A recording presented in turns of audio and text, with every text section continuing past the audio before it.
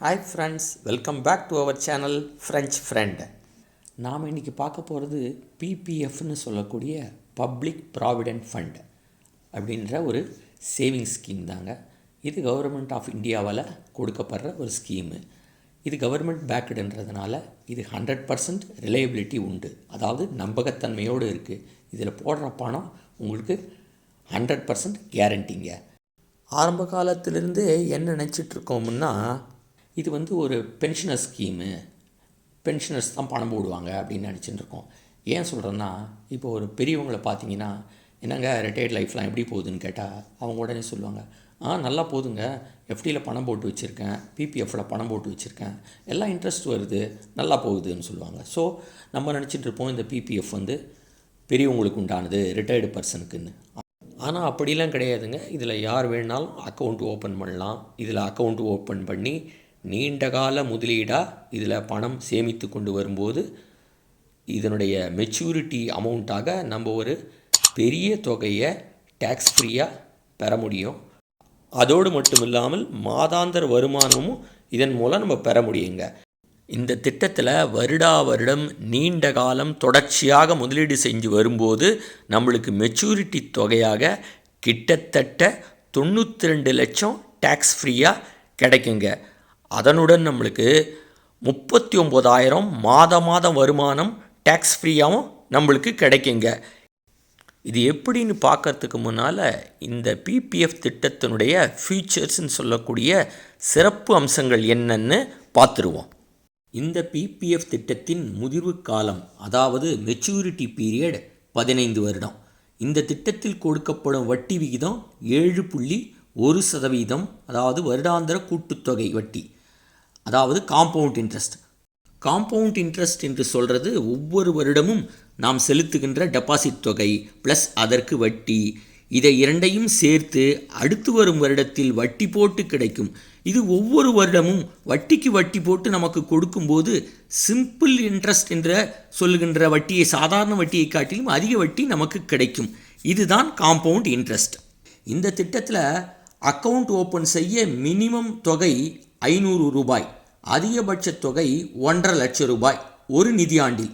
ஒரு நிதியாண்டுன்னு சொல்கிறது ஒரு ஆண்டும் ஏப்ரல் 1ஆம் தேதியிலிருந்து அடுத்த வருடம் மார்ச் 31 வரைக்கும் கணக்கிடுறாங்க. இதுதான் ஒரு நிதியாண்டுன்னு சொல்லுவாங்க, இல்லைன்னா ஃபைனான்ஷியல் இயர்னு சொல்லுவாங்க.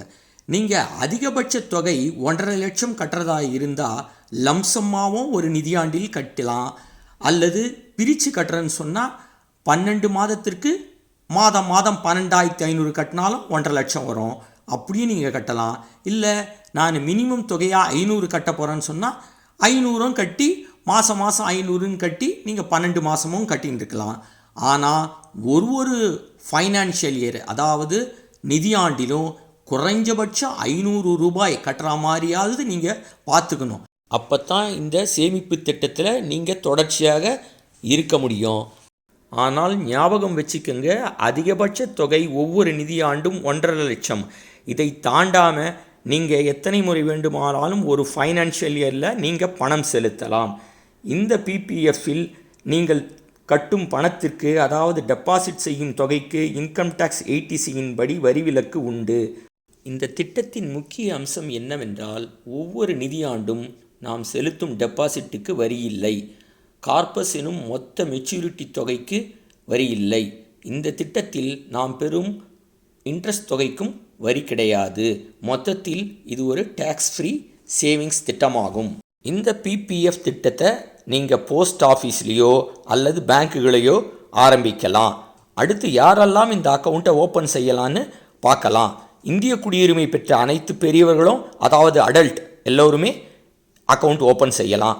சிறியவர்களாக இருந்தால் மற்றும் மனவளர்ச்சி குன்றியவர்களாக இருந்தால் அவர்களை பெரியவர்கள் கார்டியனாக போட்டு ஓப்பன் செய்யலாம். இதை நல்லா ஞாபகம் வச்சுக்கோங்க. இந்த திட்டத்தில் இருக்கும்போது ஏதாவது ஒரு நிதியாண்டில் குறைந்தபட்ச தொகையாக ரூபாய் 500ஆவது கட்டலைன்னா இந்த திட்டத்திலிருந்து டிஸ்கண்டினியூட் ஆகிடுவீங்க, அதாவது விலகிடுறீங்க. பிறகு அந்த மாதிரி அக்கௌண்ட் டிஸ்கண்டினியூடாக ஆகிட்டா பணம் வித்ட்ராயல் எதுவும் பண்ண முடியாது, லோன் எதுவும் நமக்கு கிடைக்காது. மறுபடி நீங்கள் கண்டினியூ செய்ய வேணும்னா மறுபடி 500 ரூபாய் சப்ஸ்கிரிப்ஷன் கட்டி விடுபட்ட ஒவ்வொரு ஆண்டுக்கும் ரூபாய் 50 செலுத்தி இந்த திட்டத்தில் கண்டினியூ செய்யணும். அடுத்து வட்டி. ஒவ்வொரு நிதியாண்டிலும் கடைசி தேதியில் உங்கள் அக்கௌண்ட்டிற்கு வட்டி கொடுக்கப்படுறாங்க. உங்களுக்கு கிடைக்கிற வட்டி தொகைக்கு வரி கிடையாதுங்க. லோன் வசதி. இந்த திட்டத்தில் லோன் வசதியும் உண்டு. ஆகையால் உங்களுக்கு ஏதாவது அவசர பணம் தேவைன்னா அந்த திட்டத்தில் நீங்கள் லோன் வாங்கிக்கலாம். அடுத்ததாக வித்ட்ராயல் வசதி.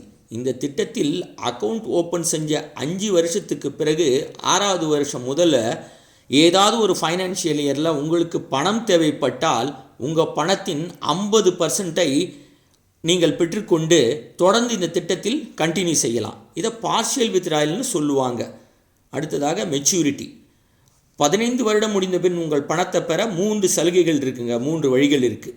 நீங்கள் அக்கௌண்ட் வைத்திருக்கும் போஸ்ட் ஆஃபீஸிலோ பேங்கிலோ அக்கௌண்ட் க்ளோஸ் ஃபார்மை செய்து உங்கள் பாஸ்புக்கையும் கொடுத்து அக்கௌண்ட்டை க்ளோஸ் செய்துவிட்டு முதிர்வு தொகை முழுவதையும் எந்தவித பிடிப்புமின்றி பெற்றுக்கொள்ளலாம்.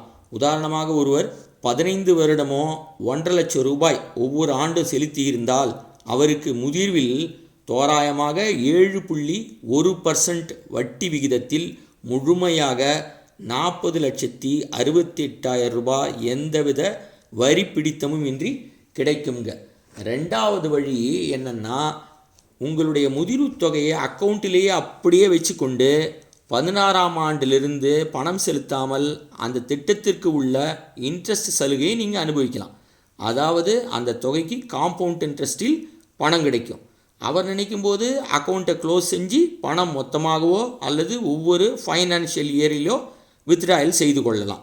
3வது வழி, உங்களுடைய சேமிப்பு கணக்கை ஒவ்வொரு 5 ஆண்டுக்கு ஒரு முறை விண்ணப்பித்து பணம் தொடர்ச்சியாக செலுத்தி கொண்டு நீட்டித்து கொண்டே போகலாமுங்க.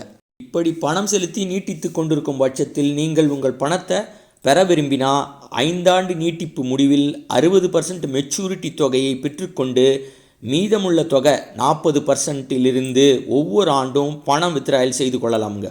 மொத்தத்தில் பார்த்தீங்கன்னா இந்த பிபிஎஃப் திட்டத்தில் நல்ல ஃப்ளெக்சிபிலிட்டி இருக்குங்க. கூடுதலாக tax free, guaranteed returns, partial withdrawal, loan வசதி, இயர்லி வித்ட்ராயலு, நாமினி ஃபெசிலிட்டி எக்ஸட்ரான்னு இருக்குங்க. மேற்கொண்டு ப்ரீமெச்சூர் க்ளோஸ்யூர்னு சொல்கிற முன்கூட்டியே மூடலும் இந்த அக்கௌண்ட்டில் பண்ணிக்கலாங்க. ப்ரீமெச்சூர் க்ளோஸ்யூர் செய்யணும்னா அக்கௌண்ட் ஆரம்பித்து 5 வருஷம் ஆகியிருக்கணும். சில காரணங்களுக்காக இதை அலோவ் செய்கிறாங்க. அக்கௌண்ட் ஹோல்டருக்கோ அவர் மனைவிக்கோ அல்லது கணவனுக்கோ அல்லது பிள்ளைகளுக்கோ உயிருக்கு ஆபத்தான நோய்கள் வந்தாலோ அல்லது அக்கௌண்ட் ஹோல்டரோ அல்லது பிள்ளைகளோ மேற்படிப்புக்காக சென்றாலோ மற்றும் அக்கௌண்ட் ஹோல்டர் என்ஆர்ஐ ஆகிவிட்டால் ப்ரீமெச்சூர் க்ளோஸ்யூர் பண்ணிக்க அலோவ் பண்ணுறாங்க. அதற்கு 1% வட்டியில் குறைச்சிருவாங்க ப்ரீமெச்சூர் க்ளோஸ்யூருக்கு. அடுத்ததாக அன்எக்ஸ்பெக்டட் டெத். எதிர்பாராமல் அக்கௌண்ட் ஹோல்டர் இறந்துவிட்டால் முழு பணமும் இன்ட்ரெஸ்ட்டோடு கொடுத்துருவாங்க. எந்த பிடித்தமும் கிடையாது. ஆனால் நாமினியோ அல்லது பிள்ளைகளோ அக்கௌண்ட்டை தொடர முடியாதுங்க. இப்போ நாம் இந்த வீடியோ ஆரம்பத்தில் சொன்ன மொத்த தொகை 92 லட்சம், மாதாந்திர வருமானம் 39,000 எப்படி அடையிறதுன்றதை பார்க்கலாமுங்க. இந்த கணக்கை 2 கட்டமாக பார்க்கலாம். ஒருவர் 25 வயதில், அதாவது வீடியோ பார்க்கும் உங்களுக்கு 25 வயதாக இருக்கலாம் அல்லது உங்கள் பிள்ளைக்கு 25 வயதாக இருக்கலாம். அப்படி இருக்கும் உங்களில் ஒருவர் 25 வயதில் பிபிஎஃப் சேவிங்ஸ் திட்டம் ஆரம்பித்து ஒவ்வொரு ஆண்டும் 1.5 லட்சம் ரூபாய் பணம் செலுத்துறீங்க.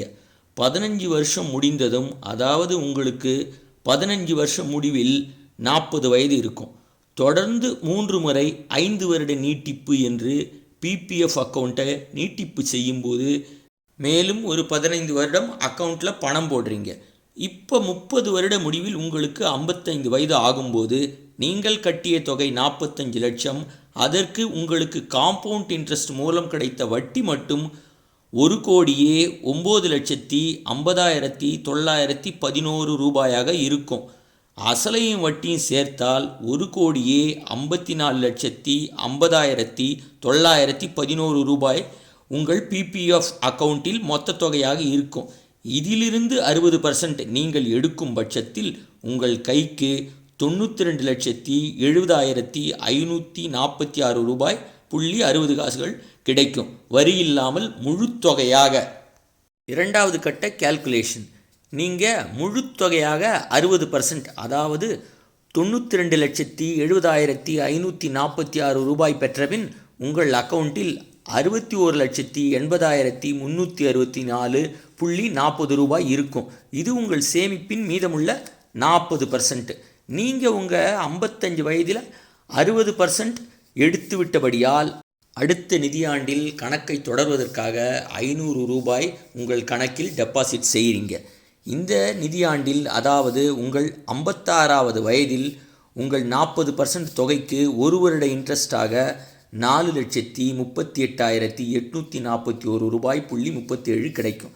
இப்போது உங்கள் 40% தொகை 61,80,364 ரூபாய்.40 இந்த ஆண்டு இன்ட்ரெஸ்ட் 4,38,841 ரூபாய்.37 சேர்த்தால் உங்கள் அக்கவுண்டில் 66,19,705 ரூபாய்.77 இருக்கும். இப்போது இந்த தொகையிலிருந்து உங்கள் அக்கவுண்ட்டுக்கு வரும் வட்டி ஒவ்வொரு வருடமும் 4,69,999 ரூபாய்.10 இருக்கும். இந்த தொகையை நீங்கள் வருடா வருடம் வரியில்லாமல் வித்ட்ராயல் செய்து கொள்ளலாம். இந்த 4,69,999 ரூபாயை 12 மாதங்களில் வகுத்தால் ஒவ்வொரு மாதமும் 39,167 ரூபாய் இருக்கும். இது உங்கள் ஆயுட்காலம் முழுக்க உங்களுக்கு கிடைக்கும். அதே சமயம் உங்கள் அக்கவுண்டில் 40% தொகை, அதாவது 66,19,705.77 ரூபாய் அப்படியே இருக்கும். இந்த வீடியோவில் நாம் இப்போ பிபிஎஃப் அக்கவுண்ட்டை பற்றி பார்த்த விஷயங்களை எல்லாம் மனதில் கொண்டு இந்த திட்டத்தில் சேர விரும்பினா உங்கள் அருகில் உள்ள போஸ்ட் ஆஃபீஸிலோ அல்லது பேங்கிலோ தொடர்பு கொண்டு அவர்களிடம் பிபிஎஃப் அக்கவுண்ட் பற்றி விசாரித்து விட்டு உங்கள் பட்ஜெட்டுக்கு ஏற்ப அக்கவுண்ட்டை ஆரம்பித்து ஒரு பாதுகாப்பான லாபமான முதலீடு மேற்கொள்ளுங்க. இந்த வீடியோ பிடிச்சிருந்தா வீடியோவுக்கு ஒரு லைக் கொடுங்க. உங்கள் ஃப்ரெண்ட்ஸ், ஃபேமிலி மெம்பர்ஸ்கிட்ட இந்த வீடியோவை பகிர்ந்து இந்த திட்டத்தை பற்றி பேசுங்க. நம்ம சேனலை சப்ஸ்கிரைப் செய்யுங்க. மீண்டும் ஒரு பதிவிலே சந்திப்போம். நன்றி, வணக்கம்.